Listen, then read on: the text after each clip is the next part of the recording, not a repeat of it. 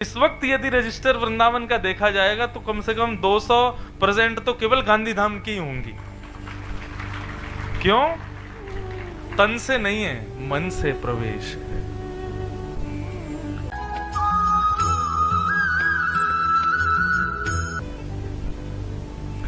दूसरी बात, वृंदावन कोई एक नगर है यहां से 1200 किलोमीटर दूर। वहां जब आप ट्रेन से उतरोगे, अंदर जाओगे तो ही वृंदावन आए हो, ऐसा नहीं है। वृंदावन तन के प्रवेश का विषय ही नहीं है, वृंदावन मन के प्रवेश का विषय है। जैसे कि स्कूल में क्लास में कितने बच्चे बैठे हैं, ये उनके मन के प्रवेश से नहीं निर्धारित होता, वो तन से हैं तो उनकी प्रेजेंट लगेगी, है कि नहीं? स्कूल बच्चे जाते हैं तो क्लास टीचर सबका अटेंडेंस लेता है, नाम बोलता है, Ramesh present sir, Mahesh present sir, और आदि आदि जो भी नाम सब प्रेजेंट करके बच्चे बताते हैं कि हम उपस्थित हैं, तब उनकी प्रेजेंट होती है। ऐसी हमारे वृंदावन की जो क्लास टीचर हैं श्री किशोरी जी, वो भी सबकी प्रेजेंट लगाती हैं वृंदावन में। लेकिन वहां की विशेषता यह है कि वृंदावन में तन से जितने लोग घूम रहे हैं सबकी प्रेजेंट नहीं होती। अगर अभी आप फोन करके पूछो वृंदावन में कितने लोग हैं, तो वृंदावन से खबर आएगी कम से कम 4 से 5 लाख लोग वृंदावन में होंगे इस वक्त। लेकिन यदि गोलोक धाम में आप रजिस्टर उठा के देखोगे तो वृंदावन में प्रेजेंट कितनों की हो रही है, तो केवल 500, और वो 500 में से 100 ही होंगे वृंदावन में, बाकी के 300-400 कहां से हैं? तो बोले 50 दिल्ली के होंगे जो तन से दिल्ली में बैठे हैं लेकिन मन वृंदावन में होगा, जिसमें 100 बंगाल के होंगे, कुछ कलकत्ता के, कुछ बंबई के, कुछ चेन्नई के। और हो ना हो, इस वक्त यदि रजिस्टर वृंदावन का देखा जाएगा तो कम से कम 200% तो केवल गांधीधाम की होंगी। क्यों? तन से नहीं है, मन से प्रवेश है। आप तो बहुत दूर से कोटा से आई हैं, देखो कथा सुनने कहां कहां से लोग पहुंच जाते हैं। ये सब देखो किशोरी जी की कृपा है। हमारे जाला जी आए हैं, वो राजकोट से सुबह सुबह पहुंचे हैं। अब इतना शॉर्ट टाइम में सब ये हुआ कि लोगों को तो कईयों को पता चल रहा है तो भाग रहे हैं, कोई सूरत से भाग रहा है, कोई अहमदाबाद से भाग रहा है, सब आ जाएंगे 4 दिन के अंदर अंदर। और वो सब ही आ रहे हैं जिनको किशोरी जी बुला रही हैं। अब ये बात निश्चित है कि आप वृंदावन जाना नहीं है, वृंदावन आपको मिल रहा है, वृंदावन आप पा रहे हो।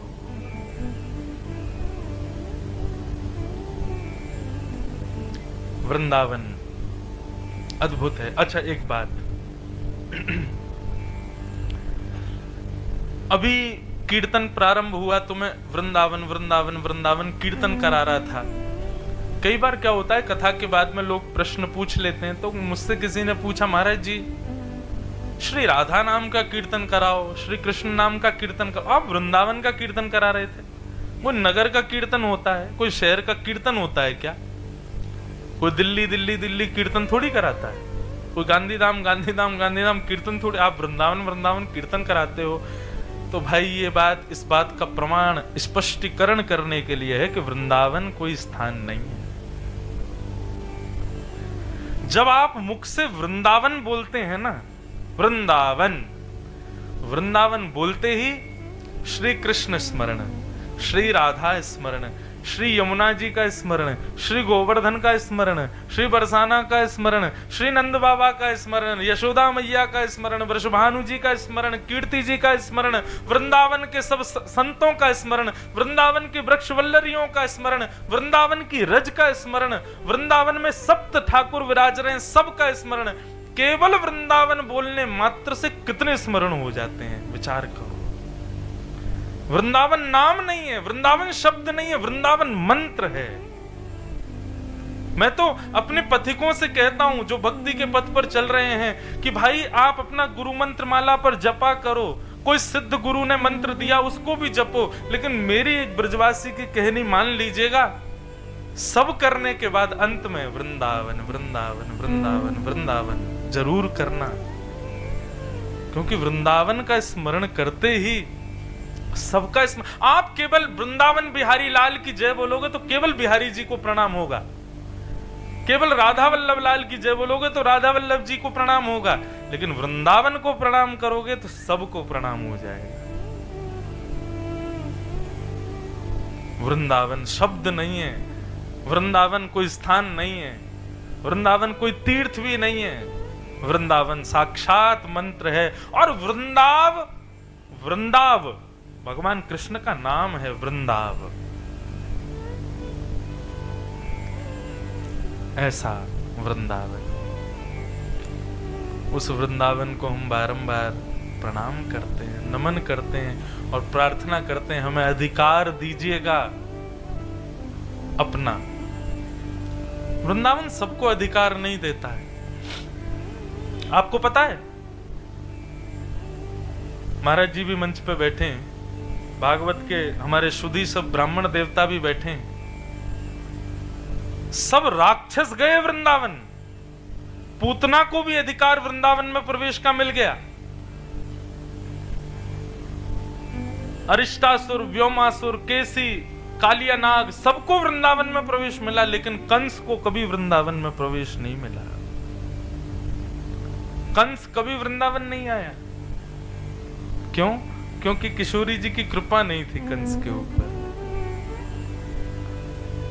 ये कृपा का अधिकार राक्षसों को भी मिला है, तभी तो भागवत में वर्ण हमारे शास्त्रों में आज्ञा देते हैं कि अहो वकीयम स्तन कालकूटम जिघांक्षयापाययदप्य साध्वी लेभे गतिं धातृचितां ततोऽन्यं कंबा दयालुं शरणं ब्रजेम। बहुत ध्यान से सुनिएगा। अहो वकीयम, अरे ओहो बकासुर की बहन पूतना अपने पयोधर में विष लगा करके गई भगवान को मारने के लिए, लेकिन ठाकुर जी ने उसको कौन सी गति प्रदान की मारने के बाद? पूतना की मृत्यु के पश्चात भगवान ने पूतना को वो गति प्रदान की। ठीक है, स्वर्ग देते चलता, लेकिन स्वर्ग नहीं, वैकुंठ दिया। ठीक है, भगवान का स्पर्श मिला इसलिए वैकुंठ प्राप्त हुआ। वैकुंठ में भी सामान्य स्थान दे देते तो चलता, नहीं। वैकुंठ में भी यशोदा मैया को जो गति कुछ वर्ष बाद मिलने वाली है, वो गति ठाकुर जी ने पूतना को पहले ही दे दी। देवता सब चिंता में बैठे हैं, गंधर्व जन सब आश्चर्य कर रहे हैं, बोले ठाकुर जी आपने क्या किया? भगवान को जन्म देने वाली, भगवान का लालन पालन पोषण करने वाली मां को जो गति वैकुंठ में निश्चित है, वो आपने पूतना को दे दी। क्यों? तो भगवान भागवत में कहते हैं स्तनम दत्वा सदगतिम।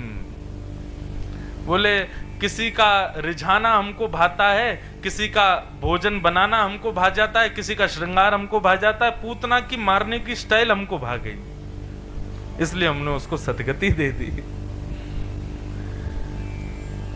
जिघांक्षयापि हरे स्तनम दत्वा सदगतिम। मारने के आशय से आई, लेकिन लोग शस्त्र अस्त्र से मारते हैं, वो अपने पयोधर से मारने आई मुझको।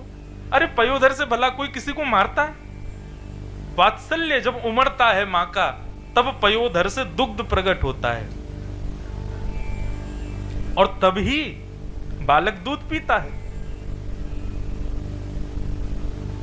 पूतना के पयोधर से दुग्ध तो आया था, इसका मतलब पूतना ने क्षण भर के लिए इसे ही ठाकुर जी को वात्सल्यता से देखा है, इसलिए क्षण भर का वात्सल्य उसको सदगति प्रदान करता है। कहने का भाव, वृंदावन में तो राक्षसों को भी सदगति मिली है, लेकिन वृंदावन में कंस को प्रवेश नहीं मिला। हमारे रसिक जन वृंदावन के कथा सुनाते हैं, बहुत ध्यान से सुनना। बोले क्यों? बोले क्योंकि ऐसा नहीं है कि कंस ने प्रयास नहीं किया, प्रयास किया था। अभी आगे आगे चलते जाओगे ना, ऐसा ऐसा रहस्य पता चलेगा आपको जो आपने कभी नहीं सुना।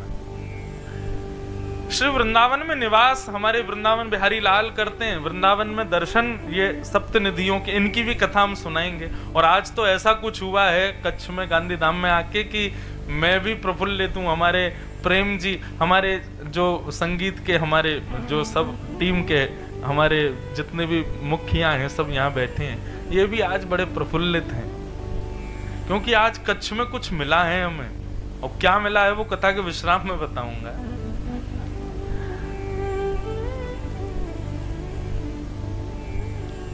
तो ये सप्त निधियां हैं हमारे वृंदावन की। दर्शन में हमारे वृंदावन में ठाकुर जी ही हैं। आप बिहारी जी जाओगे राधा रानी नहीं दिखेंगी, राधा वल्लभ जी जाओगे राधा रानी का दर्शन नहीं है, राधा रमन जी जाओगे राधा रानी नहीं है। किसी से पूछोगे श्री राधा रानी कहाँ है, नाम राधा वल्लभ, नाम राधा रमन, नाम राधा कुंज बिहारी, लेकिन राधा रानी कहाँ है? तो सब बताएंगे बगल में वो घूंघट करके बैठी हुई दिख रही हैं। एक घूंघट में आपको ऐसा दिखेगा कोई नवी नयेली बहू घूंघट करके बैठती है, ऐसे किशोरी जी बगल में बैठी हैं घूंघट करके, लेकिन वास्तव में किशोरी जी का दर्शन नहीं है वृंदावन में। क्यों? अब किसी राजा से मिलने जाओगे तो पहले सैनिक मिलते हैं और सैनिक परीक्षण करते हैं, तब राजा से मिलवाते हैं। तो ये वृंदावन के सैनिक हैं सारे, हमको यही मिलते हैं। राजा तो श्री किशोरी जी हैं, वो किसी को अधिकार देते हैं तब किशोरी जी मिलती हैं। ये हमारे वृंदावन के द्वारपाल हैं, सब खड़े हैं इधर उधर। अच्छा, ये अधिकार भी हमारा है, आप गुजरात के लोगों का नहीं है ये बोलने का, ये ब्रजवासियों का अधिकार है। हम ठाकुर जी को सैनिक बोल सकते हैं, हम ठाकुर जी को द्वारपाल बोल सकते हैं। एक बार हमारे एक पंडित जी कह रहे थे, बोले महाराज जी ठाकुर जी ने हमारे साथ क्या किया? मैंने क्या किया? बोले गीता का ज्ञान दे दिया हरियाणा वालों को, सोने की द्वारिका दे दी गुजरात वालों को, और ब्रजवासियों को क्या दे के गए? चोर की उपाधि। मैंने कहा नहीं, ज्ञान दिया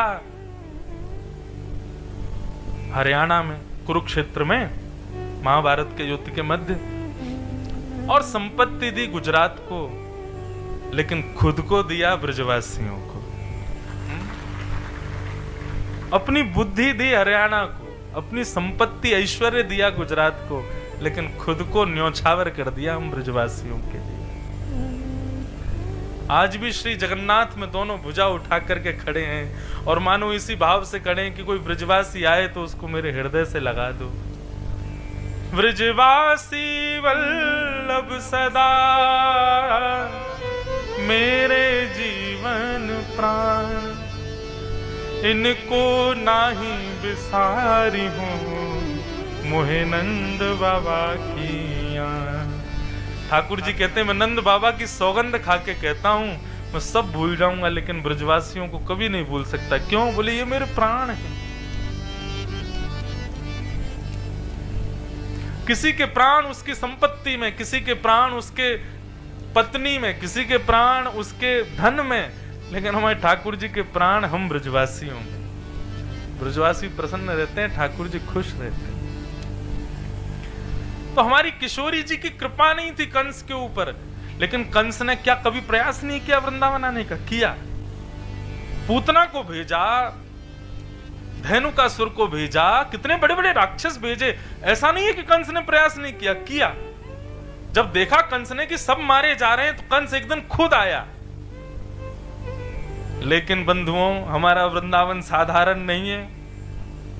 आप सबने कथा सुनी हो तो एक बार जब रास बिहार हो रहा था तो देवादिदेव महादेव शंकर भगवान सोमनाथ पधारे हमारे वृंदावन में। क्या हुआ था पता है? फिर वृंदावन में प्रवेश नहीं हुआ। गोपियां बोली कि हे महादेव, आप भीतर नहीं जा सकते।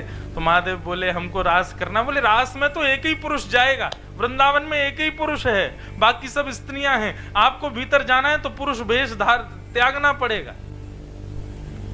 और परिणाम यह हुआ कि महादेव वहां गोपेश्वर महादेव गोपी बनकर के विराजमान हो गए। इसकी तो एक प्रसंग भी आता है कि एक बार एक बहुत बड़े संत थे, उन्होंने अपने जीवन में एक संकल्प लिया कि मैं कभी स्त्रियों को नहीं देखूंगा। कभी कहीं स्त्री दिख भी जाती थी तो वो ऐसे हाथ कर लेते थे, और उनके साथ में कुछ लोग चलते थे, वो पर्दा करते हुए चलते थे। कहीं भी माताएं बहनें दिखती थी तो दौड़ के जाते, बोले साइड हट जाओ, कहीं छुप जाओ, हमारे महाराज जी आ रहे हैं। अब माताएं बहनों को बड़ा अजीब लगता था, बोले कि भाई हम ऐसे भी क्या हैं कि हमको देख ही नहीं सकते। एक दिन मीराबाई मीराबाई का दो ही काम, तीन ही काम थे वृंदावन में। एक तो जगह जगह दर्शन करना, संतों के मध्य में जाके कुछ सत्संग करना और विहरणी बन करके गाना। ये तीन ही काम थे वृंदावन में मीराबाई के। मीराबाई पूरी लिस्ट निकालती थी पूरे दिन कि आज किन किन संतों के पास जाना है। एक दिन उस लिस्ट में उन्हीं संत का नाम आया जो कन्याओं को, स्त्रियों को नहीं देखते थे। मीराबाई को नहीं पता था, मीराबाई पहुंच गई। सैनिकों ने और जो संत के जो शिष्य थे उन्होंने रोका, बोले कि आप भीतर नहीं जा सकते। क्यों? हमारे गुरुजी का नियम है, वो स्त्रियों को नहीं देखते। अच्छा, मीराबाई का कभी आप चरित्र सुनेंगे ना, अब हम बोले ही जाते हैं, साल 2 साल कभी अगर अवसर होगा गांधीधाम में, फिर 4 दिन के लिए मीरा चरित्र सुनाएंगे। हमने कभी मीरा चरित्र कभी नहीं कहा आज तक, लेकिन अब भक्तिपथ परिवार यहाँ है, हमारे महाराज जी विराज रहे हैं, हमारे प्रेम जी और किरण जी, इनका पूरा परिवार सब मेरे ही हो गए हैं। तो कभी कभी मन होगा कि कुछ हटके कहना है तो हम आ जाएंगे गांधीधाम। हमारे लाल जी ने स्वीकार तो कर ही लिया है, तो कभी अवसर होगा साल 2 साल में कभी, तो 3-4 दिन के लिए मीरा चरित्र भी कहेंगे। बहुत सुंदर है। मीराबाई का आप चरित्र सुनेंगे तो वहां पे अनुभव होगा कि श्री मीराबाई जो थी ना, थोड़ी सी भक्ति भाव तो उनके अंदर था, लेकिन थोड़ी सी हठीली भी थी। थोड़ा सा लड़ने झगड़ना तो नहीं कहेंगे, लेकिन हाँ अपने बात को प्रमाणित कर देती थी। तो मीराबाई ने जैसे सुना स्त्रियों को नहीं देखते, हाथ जोड़ करके बोली, अच्छा तो मतलब आपके गुरुजी पुरुष हैं? शिष्य बोले कि क्या बात करती हो? बोले क्योंकि वृंदावन में तो एक ही पुरुष है, राधा रमण। उसके अलावा यहाँ तो महादेव भी स्त्री बनकर के बैठा है, यहाँ तो महादेव भी गोपी बनकर के बैठा है।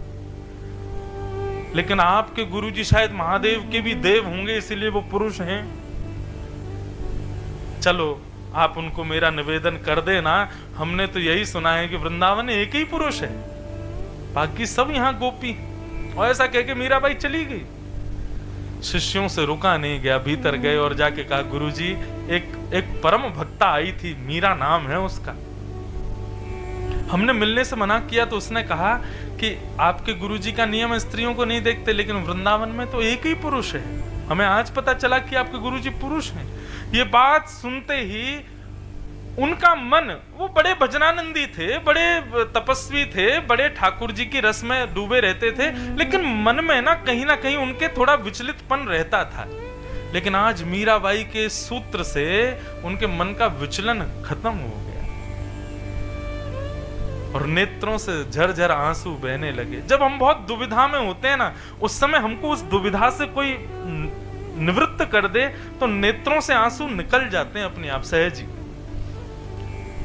तुरंत वो तो बोले, अरे कहाँ है वो, मुझे उसका दर्शन करना है। गए और मीराबाई का प्रथम दर्शन करके उन महाराज जी ने अपना स्त्रियों को ना देखने का नियम तोड़ दिया। बोले कि तुमने मेरी आंखें खोल दी, मुझे बता दिया कि भाई वृंदावन में एक ही पुरुष है। तो कंस ने एक बार प्रयास किया वृंदावन आने का, तो वृंदावन किशोरी जी की आज्ञा के बगैर नहीं जा सकते और गए भी। तो अब देखो, अब इस बात से प्रमाण होता है कि वृंदावन साधारण स्थान नहीं है, क्योंकि हम कुर्ता पजामा में गए और वृंदावन जाके कि हम वैसे ही रह जाते हैं। गोपी का मतलब कोई स्त्री भेष नहीं होता। अब देखो, यही बात समझने की है कि वृंदावन दिखता कुछ है कुछ और।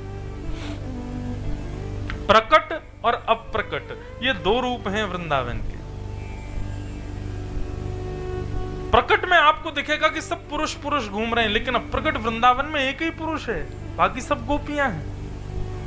और गोपी किसे कहते हैं? अब गोपी भी प्रकट रूप से स्त्री को बोलते हैं, लेकिन अप्रकट रूप से कौन? गोवी ही इंद्रिय ही कृष्ण रसम पिबती थी गोपी, जो अपने प्रत्येक इंद्रिय से कृष्ण को पाना चाहे, जिसकी आंखें उनका दर्शन, कान उनका श्रवण करना चाहे, नासिका उन्हीं को ही ग्रहण करना चाहे, जीव उन्हीं के चरणों के प्रसाद को पाए, पैर उन्हीं की प्रदक्षिणा करें, हाथ उन्हीं के करताल बजावें। प्रत्येक इंद्रिय जब कृष्ण को पाने के लिए तड़पती है, तब वही पुरुष भी गोपी कहलाता है। अब प्रकट रूप में गोपी एक स्त्री है, लेकिन अप्रकट रूप में जो प्रत्येक इंद्रिय से कृष्ण का भजन करे वो गोपी। कंस ने जैसे ही वृंदावन में प्रवेश किया, पैर रखते ही कंस एक गोपी बन गया। कहां मथुरा का राजा, कहां उसका ऐसा पराक्रम, लेकिन वृंदावन में किशोरी जी की कृपा के बगैर जैसे ही प्रवेश किया तो एक गोपी बन गया। और गोपी भी कोई बहुत सुंदर गोपी बना नहीं, बहुत कुरूपणी गोपी बना। ऐसी कुरूपणी गोपी की महाराज जो उसको देखे वो ही हंसे। कहां उसको मान प्रतिष्ठा यश वैभव का इतना लोभ था, इतना मद था, और आज उस पर सब हंस रहे हैं। कंस रोने लगा, अपने आप को छुपाने लगा, ये क्या हो गया, ये लहंगा फरिया कहां से आ गए। जैसे तैसे जाके उसने यमुना जी में अपने आप को जब देखा तो नथनी नाक में, कानों में कुंडल, और महाराज बिल्कुल वो तो प्रचंड गोपी बन गया। गोपी बोला ये क्या हो गया मेरे साथ। तब कंस ने अपने गुरुजी को पुकारा। उसके गुरुजी कौन? श्री नारद जी। हमारे नारद जी सबके गुरु हैं, राक्षसों के भी गुरु हैं, देवों के भी गुरु हैं। नारद जी आए, बोले अरे कंस ये क्या हो गया, तुम्हारा रूप तो बड़ा भयानक हो गया। बोले कि अरे पता नहीं क्या, जब से वृंदावन आया मैं तो कृष्ण को मारने आया था, लेकिन यहाँ पर आते ही ये क्या हो गया है, मेरा रूप बदल गया है, कुछ करो, मुझे कैसे भी बचाओ। मैं वापस मथुरा नहीं जा सकता, इस रूप में मथुरा गया तो मेरी रही कही जो थोड़ी बहुत जो मेरी सम्मान है वो भी नष्ट हो जाएगा। तब नारद जी ने जाके किशोरी जी से प्रार्थना की कि हे श्यामा जी, कंस जो है आपने उसको गोपी बना दिया है। बोले मैंने नहीं बनाया है, वृंदावन गोपी बनाता है। वृंदावन का प्रसाद है गोपी स्वरूप। पुनः याद रखिए, गोपी स्वरूप स्त्री वेश को नहीं कहते। वृंदावन का प्रसाद क्या है कि प्रत्येक इंद्रिय कृष्ण के लिए रोए, वो गोपी है। ये वृंदावन का प्रसाद है, ये मैंने कुछ नहीं किया है। लेकिन श्री जी आप कृपा करो ना, ठाकुर जी की आगे की लीला में कंस वध कैसे होगा अगर वो गोपी रूप में रहा तो। तब किशोरी जी बोली एक काम करो, उसको एक अपराध करना पड़ेगा वृंदावन में, तब वो दोबारा राक्षस बनेगा। सुनो, बात बहुत गहराई की है। वृंदावन में उसको अपराध करना पड़ेगा तब वो दोबारा राक्षस बनेगा। बोले अपराध क्या करना पड़ेगा? बोले किसी गोपी के यहां जाकर के और गोबर के कंडे थापने पड़ेंगे। कंडा समझते हैं? आपके यहां क्या बोलते हैं उसको? छाड़ा? छाड़ा? हाँ, तो गोबर का छाना थापना पड़ेगा। तो गोबर का छाना जब थापेगा तो वो जब सूख जाएगा। अब तो सुनो अपराध क्या है। किसी गोपी के यहां उसकी गाय के गोबर का छाना थापेगा और वो जब सूख जाएगा तब उसको चोरी करके किसी और गोपी को बेचेगा। ये अपराध जब करेगा तब कंस दोबारा राक्षस बनेगा। गोबर चुराने का अपराध जब करेगा तब राक्षस बनेगा। कंस को जाके नारद जी ने बताया, तब कंस ने ये अपराध किया। एक गोपी के यहाँ जाकर के उसने काम मांगा तो गोपी ने कहा हमारे यहाँ की गैयाओं की गोबर उठाया कर। तो कंस वहां गोबर उठाता था, उनका छाड़ा बनाता था और जब वो सूख जाते थे तो उनको चुरा करके दूसरी गोपियों को बेच देता था। इस अपराध की वजह से कंस दोबारा राक्षस बना और भागा फिर मथुरा। ये है वृंदावन। आज लोग वृंदावन आकर के कितने बड़े बड़े अपराध कर रहे हैं। कौन सी राक्षस योनि मिलेगी उनको? खैर हमें अपराधों की चर्चा नहीं करनी, लेकिन हमारी चर्चा का केंद्र बिंदु क्या है? तो वृंदावन जाया नहीं जाता, वृंदावन पाया जाता है। और पाया कैसे? श्री किशोरी जी की कृपा से।